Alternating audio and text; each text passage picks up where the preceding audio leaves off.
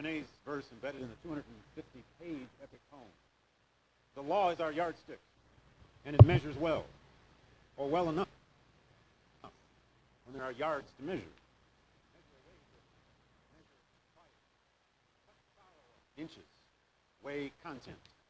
You can weigh John Brown's body well enough, but how and in what balance do you weigh John Brown? He had no gift for life, no gift to bring life, but his body and a cutting edge, and he knew how to die. More on old John Brown coming up. The year before John Brown's raid, the most important, the most exhilarating, and by far the most substantively interesting political debates in American history would occur in Illinois. Abraham Lincoln run for the U.S. Senate against Stephen Douglas, St. Stephen Douglas, author of the Kansas-Nebraska Act, parliamentarian genius of the Compromise of 1850, the man most associated with the Democratic Party's theory of popular sovereignty for Kansas and Nebraska and the whole of the West. And this guy, Abe Lincoln, with one term in the U.S. House of Representatives and then a failed attempt at re-election. A guy with very little experience when he ran for president. In the opening of his campaign, Snowy Shores. They have a liquor license. The old State House in Illinois. On the outside steps of that State House where Barack Obama began his campaign almost exactly a year ago. But inside, Lincoln gave his now famous House Divided speech. Now, in your Lincoln Reader, edited by Mike Johnson, you have the House Divided speech, but read past the first page. Don't just read that first lyrical, biblical paragraph. Read what Lincoln goes on to argue. The speech is about the Dred Scott decision. The speech is his opposition to the Supreme Court case that has just been passed the year before. The speech is his opposition to the Kansas-Nebraska Act. The speech is a warning. It's the warning of a moderate Republican, but nevertheless a moderate anti-slavery free soil Republican who throws down the gauntlet. In the wake of Dred Scott, this is a sentence on the 5th page of the House Divided speech. Page 68 in your reader if you look it up. We shall lie down soon, said Abraham Lincoln, pleasantly dreaming that the people of Missouri are on the verge of making their state free.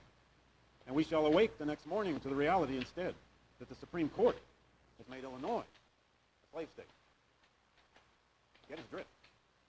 Dred Scott decision, in his view, in the view now of most in this new extraordinary coalition in the Republican Party, believe the Dred Scott decision now threatens everybody, north, south, and west, with the presence of slavery, slave labor, and all that goes with it. It's the opening of that speech, though, of course, that the world always remembers. We love to return to this in our political culture and our political history. Whenever we feel great polarization, great division, are we a house divided again against ourselves? If we could first know where we are and whither we are tending, this is so Lincoln. He kind of meanders in a bit of a homespun way into a very serious argument. We could then better judge what to do and how to do it. We are now far into the 5th year since a policy was initiated, Kansas, Nebraska, with the avowed object and confident promise of putting an end to the slavery agitation. Under the operation of that policy, that agitation has not only not ceased, but has constantly augmented. In my opinion, it will not cease until a crisis shall have been reached and passed. A house divided against itself cannot stand. You like me, Barry B-word? Permanently half slave and half free. I do not expect the Union to be dissolved. I do not expect the house to fall.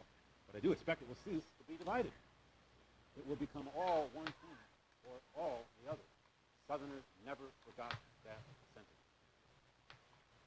Either the opponents of slavery will arrest the further spread of it and place it where the public mind shall rest in the belief that it is in a course of ultimate extinction. Those two words, more than anything else Lincoln had uttered before the Civil War, Southern Democrats would never forget. Or its advocates will push it forward till it shall become alike lawful in all the states, old as well as new, north as well as south. Have we no tendency for the latter condition? Let anyone who doubts carefully contemplate that now almost complete legal combination, piece of machinery, so to speak, and here he's arguing the slave power conspiracy without naming it, compounded of the Nebraska Doctrine and the Dred Scott decision. Let him consider not only what work the machinery is adapted to do, and how well adapted, but also let him study the history of its construction and trace, if he can, or rather fail if he can, to trace the evidences of design and concert of action among its chief bosses. It's all there. The Republican Party coalition of ideas and fears.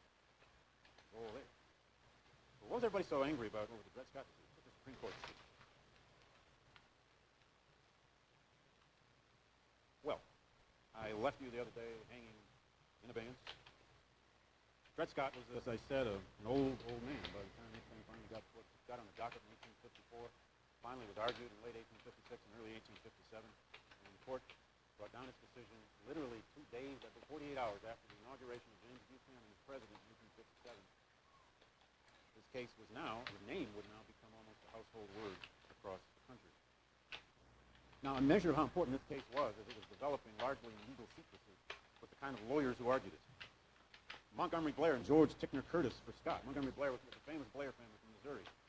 Moderate anti-slavery leaning Republicans by this point in time. Member of Congress, George Ticknor Curtis, a former attorney general, a very important, famous trial lawyer. And for the government, another former U.S. Attorney General, Reverdy Johnson, and a U.S. Senator, Henry Geyer, with a lawyer. Reverdy Johnson made the startling statements in the arguments before the Supreme Court and called for he made startling statements and he called for a broader pronouncement from the court. He urged Justice Taney, the Chief Justice, and the court to render a big decision here and try, once and for all, to put this Lincoln called it slavery agitation, this whole slavery in the Western Territories problem to rest. The Supreme Court, after all, is supreme. Reverdy Johnson said, I quote him, "This is a case that shall determine whether slavery shall live forever." Forever. Whether preservation of slavery was the only way to preserve the Union.